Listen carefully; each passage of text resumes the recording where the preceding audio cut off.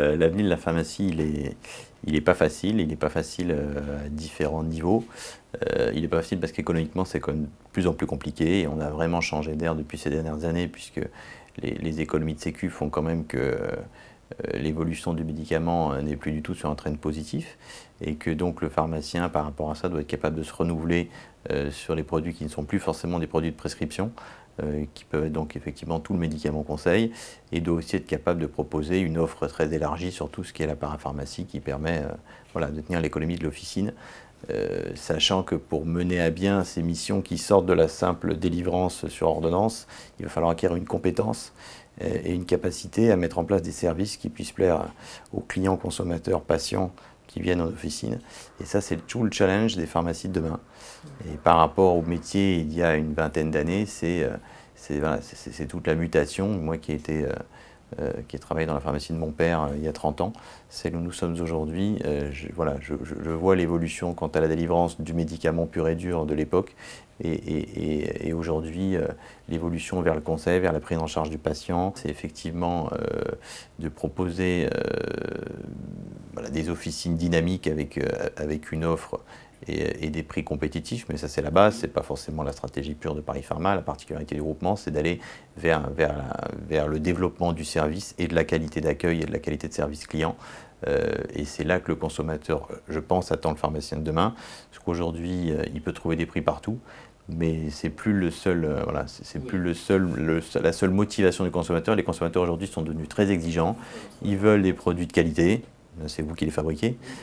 Ils veulent des produits compétitifs en termes de prix. Après, c'est à nous d'être placés correctement, mais sans forcément enlever non plus la qualité, l'image du produit par forcément. C'est-à-dire que le prix n'est absolument pas le seul vecteur de vente du produit. Il ne doit pas être trop agressif, forcément non plus d'ailleurs. Et derrière, il faut être capable de conseiller le client, de l'accompagner sur le lieu de vente. C'est vrai qu'on vit une période très trouble aujourd'hui. Ça, personne ne pourra le nier, c'est une période où il y a beaucoup d'inquiétudes chez les pharmaciens.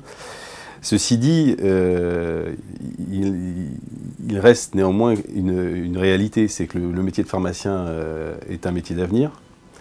Pour tous ceux qui voient l'avenir avec une vision très proche de ses collaborateurs et de ses clients, centré client et centré collaborateur, pour moi, l'avenir est tracé et très beau. Il y a clairement des mesures à prendre. Le métier évolue tout le temps, et là, il y a encore plus d'imagination à avoir pour rester non seulement un métier d'actualité, mais un métier d'avenir.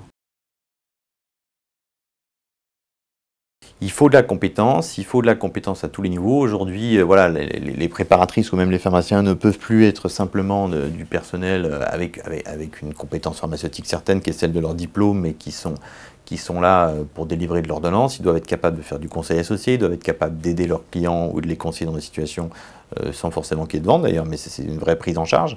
Et puis de les aiguiller sur tous les produits périphériques qui ne sont plus forcément directement liés à l'ordonnance. Donc ça demande une vraie compétence générale des produits de parapharmacie, de l'ensemble du personnel de la pharmacie, et non plus pour moi de simples conseillères dermocosmétiques, comme c'était le cas des points de vente, des premiers points de vente qu'ont développé la parapharmacie, on va dire il y a une quinzaine d'années.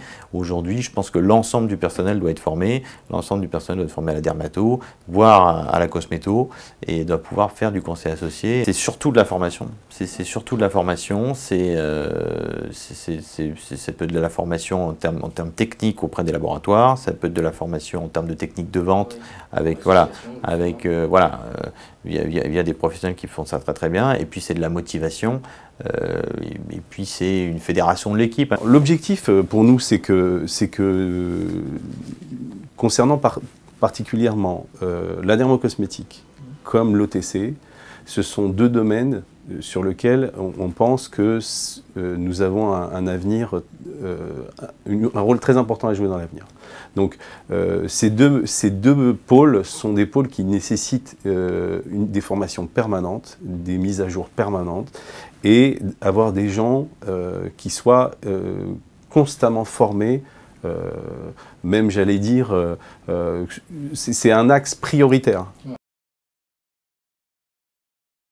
que la confiance du pharmacien, ça c'est bien quelque chose qui n'a jamais été réellement ébranlé, malgré tout ce qu'on peut reprocher aux pharmaciens en termes de rentabilité ou de bénéfices. La confiance du pharmacien, c'est quelque chose d'essentiel. Le consommateur a quand même confiance dans son pharmacien et dans son indépendance aussi, parce que forcément la confiance, ça va avec le fait que le pharmacien puisse être un vrai libre arbitre en cas de souci. Et voilà, et je pense que le consommateur français aujourd'hui n'est absolument pas prêt à cette fermeture et que plus notre rôle et notre capacité de conseil et notre compétence sera renforcée auprès de lui, moins les pouvoirs publics auront de marge de manœuvre pour tirer sur la pharmacie à boulet rouge. On n'est pas des anglo-saxons. Moi je reviens de 3 semaines aux États-Unis et au Canada, donc j'ai bien étudié et revu, il se trouve, comment ça fonctionne là-bas. Si on pense que le modèle anglo-saxon va arriver en France, je pense qu'on se trompe. Les Français ne sont pas des Américains ni des Canadiens.